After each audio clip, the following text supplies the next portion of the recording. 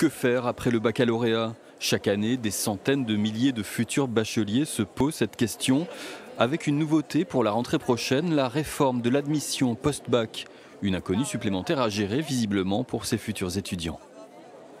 J'en ai pas trop entendu parler, donc voilà, je ne vais pas trop vous aider. En particulier la fin du tirage au sort pour certaines facultés. Vous en avez entendu parler de ça? Ça peut ouvrir des portes. Je vois bien que c'est un peu difficile, qu'il y a eu pas mal d'élèves qui n'ont pas été reçus à leur admission post-bac. Après, apparemment, il y aurait des améliorations, donc on verra bien. Le Premier ministre se veut pourtant rassurant. Selon lui, le gouvernement veut rendre le système d'admission post-bac plus efficace, plus humain, tout en désengorgeant les filières bondées des universités. Nous allons donc, comme je m'y étais engagé dès la déclaration de politique générale, supprimer le tirage au sort, mettre en place une nouvelle plateforme, plus simple, plus rapide, plus accueillante, et un processus d'accès à l'enseignement supérieur véritablement organisé pour accompagner les lycéens dans leur choix.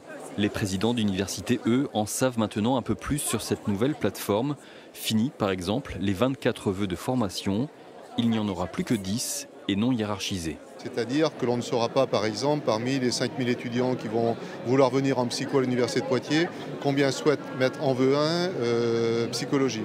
Voilà, donc ça, c'est pour l'instant un peu compliqué. J'espère que la proposition de loi qui va être présentée vendredi prochain au gouvernement évoluera sur cette question, parce qu'autrement, pour nous, c'est un peu compliqué. Les universités devraient également pouvoir imposer une mise à niveau à l'étudiant si elles considèrent qu'il a trop de failles dans le cursus choisi et ainsi lutter contre le taux élevé d'échecs en première année de licence.